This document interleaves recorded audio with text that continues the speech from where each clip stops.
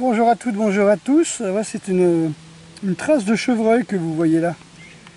C'est vrai que l'autre jour j'ai croisé un petit fan, mais il y avait de l'eau. Parce que si vous regardez, c'est la première fois que l'on voit cet endroit sans eau. Donc on arrive à la saison de sécheresse. Donc vous avez des traces évidemment d'animaux un petit peu plus gros, genre chiens. Et vous avez bien sûr les traces que je vous ai montrées tout à l'heure de sabots. Voilà, donc j'adore me retrouver dans ce milieu complètement perdu, post-apocalyptique. Et en fin de compte, hop, regardez les sabots, on les voit bien. Petites traces comme ça. Voilà, donc c'est notre dernier jour pour le premier stage de juillet. Là j'ai repris mes lunettes parce que j'ai pris des notes. Et voilà, donc on était au restaurant japonais hier. Donc journée de jeûne aujourd'hui, toujours après le restaurant. Je vous expliquerai comment vous faites préparation à la détox et cure de détox juste après le restaurant, même si c'est la nourriture de très haute qualité. Et donc voilà, donc dernier stage. Là aujourd'hui on révise les techniques à main nue. Voilà, pour moi ce qu'il y a d'important c'est surtout qu'on va recommencer les stages canne, bâton et tout ça la semaine prochaine, dès lundi, là, le 20.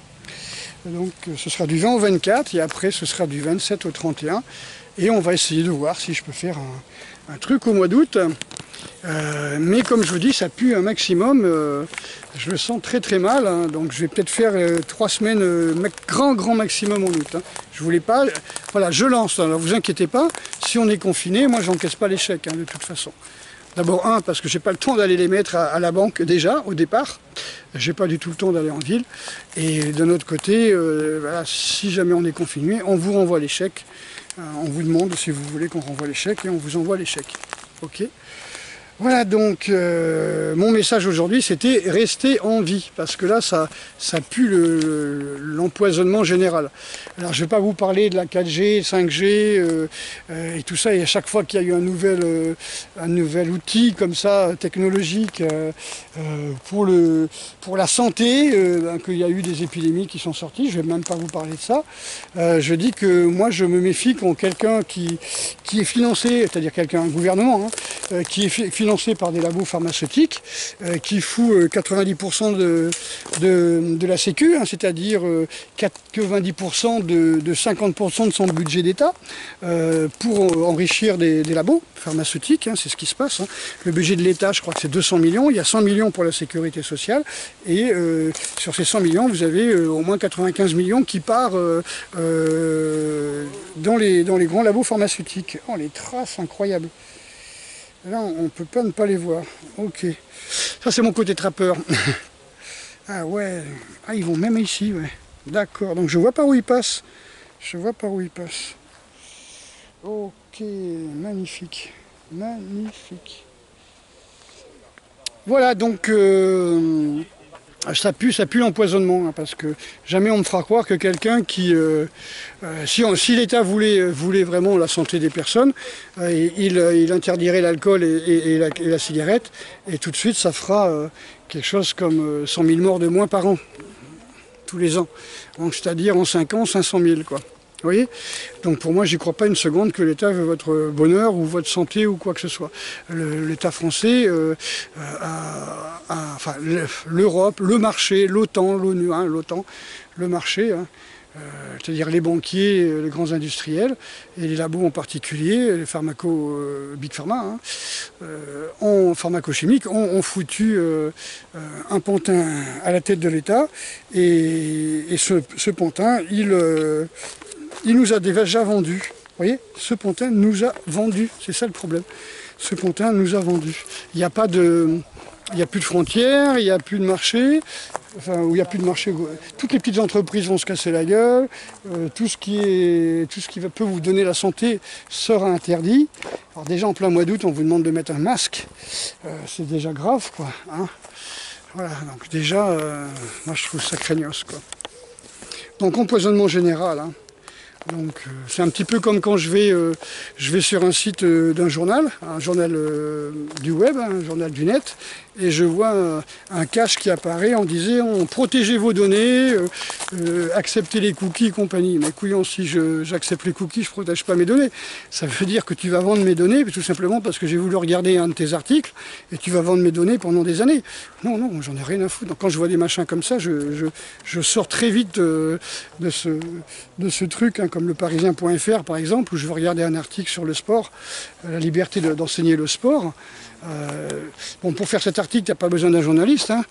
Tu vas sur le site de du ministère des Sports.gouv et puis tu as les infos, hein. Donc, alors c'est pour faire 10 lignes et mettre une photo, tu vas piquer les données à 200-300 personnes, si c'est pas 1000.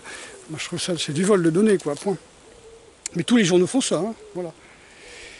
Donc je vois je vous ai déjà dit, hein, toutes ces lois d'urgence pour moi sont des lois anticonstitutionnelles, hein. Quand vous avez un type qui a été mis en place par les marchés, qui ont voulu nous faire croire que ce gars-là a été élu par nous et qui a vendu, voilà. C'est quelqu'un qui ne parle pas de la France, il parle de la République, vous voyez. C'est comme si c'était la République.fr au domaine commercial, tu vois, hein. La République m'appartient. Vérifiez si c'est le nom de domaine, la République française n'a pas été pris, hein, parce que j'ai jamais entendu parler de nation, ni de pays, ni de France, hein. J'entends toujours ce gars-là parler de République. Donc je me méfie quand même. Voilà, donc... Si on voulait votre santé, on interdirait les colorants, on interdirait toutes ces merdes-là. Alors le cheval de bataille, vous savez, c'est de dire les gens ils sont libres de fumer ou pas, ils sont libres de consommer du sucre ou pas, ils sont libres de consommer du sel ou pas. Puis on vous dit que le sel ça va faire 8000 morts à cause de la tension, que le sucre ça va faire des suicides, des dépressifs, des colériques, des gens complètement addicts, hein. Je trouve ça... Mais chacun dit, c'est pas la cigarette qui tue. Les marchands de tabac vont vous dire c'est pas la cigarette qui tue, c'est l'alcool. Les marchands d'alcool vont dire c'est pas l'alcool qui tue, c'est les colorants alimentaires. Les marchands de colorants alimentaires disent c'est pas nous qui tuons, c'est la cigarette et l'alcool. Et puis les autres disent c'est pas nous qui tuons, c'est la voiture. Voilà, bon, c'est sûr que si tu prends des colorants alimentaires, tu bois, tu fumes et tu prends la bagnole, c'est sûr que ça...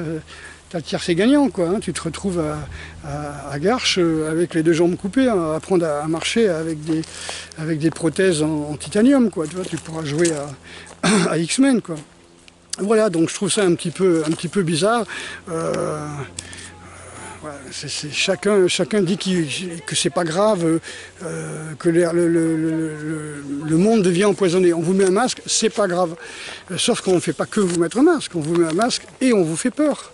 Et il y a toujours de l'alcool, et il y a toujours de la clope, et il y a toujours des produits chimiques dans l'alimentation, etc., etc., quoi. Il y a toujours des chemtrails, etc. Donc ça veut dire que c'est le mélange de tout, quoi. Alors déjà, on était vraiment très très mal, et tout d'un coup, comme pour accélérer un agenda, vous voyez, comme si on dit, tiens, on est comment on appelle ça? On est sur la deadline, vous savez, moi j'aime bien, je suis toujours sur la deadline, j'aime bien faire les choses au dernier moment.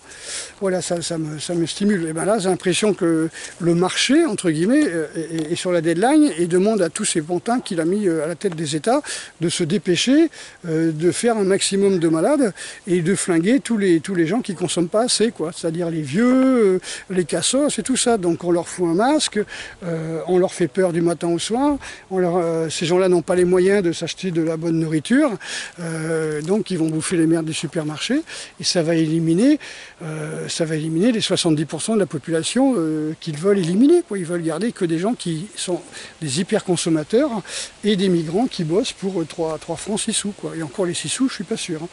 Voilà. Donc c'est le message que je voulais vous dire, hein. Voilà, donc on est dernier jour de stage, je recommence un stage lundi. Voilà, donc on a très bonne conversation avec les stagiaires. Ce sont des gens qui sont relativement très éveillés. Voilà, c'est des gens qui me connaissent, qui suivent mes vidéos, qui sont des gens venus en stage ou pas, qui sont sur Facebook ou pas, mais c'est des gens qui viennent et ils savent qu'il faut sauver sa vie, qu'il faut se préparer au pire. Donc là, on a travaillé pendant une bonne demi-heure sur l'ancrage, sur la connexion avec le tout, sur la respiration, sur on peut appeler ça l'incarnation. On va bien se rentrer dans son corps, on va enlever toutes les dispersions mentales et on va bien faire attention aux sensations corporelles. Donc on augmente notre proprioception, on augmente notre concentration, notre vigilance et tout ça, ça nous renforce et comme on sait qu'on est fort, on est détendu. Donc on est plus souple, quand on est plus fort, on est relâché, quand on est relâché, on est plus souple, tout simplement. On est dans ce que j'appelle le vrai judo, c'est-à-dire on est dans la non-résistance. Donc c'est pas du sport, c'est une philosophie le judo. C'est de pas, comment on appelle ça, de pas contrer la personne, de pas contrarier la personne, de pas contrer ses énergies. Voilà, ça c'est le vrai judo. Si tu pousses, je tire, si tu tires, je pousse. Voilà. C'est une sorte de non-combat, le vrai judo. D'après Jigoro Kano, la philosophie. Et Naoki Sakurazawa qui avait très bien compris ça, et qui l'explique très bien dans le livre du judo, où il parle de la voie de Jésus. D'accord ? Allez, je vous souhaite une très bonne journée, j'espère que tout va bien se passer pour vous, pour ces vacances.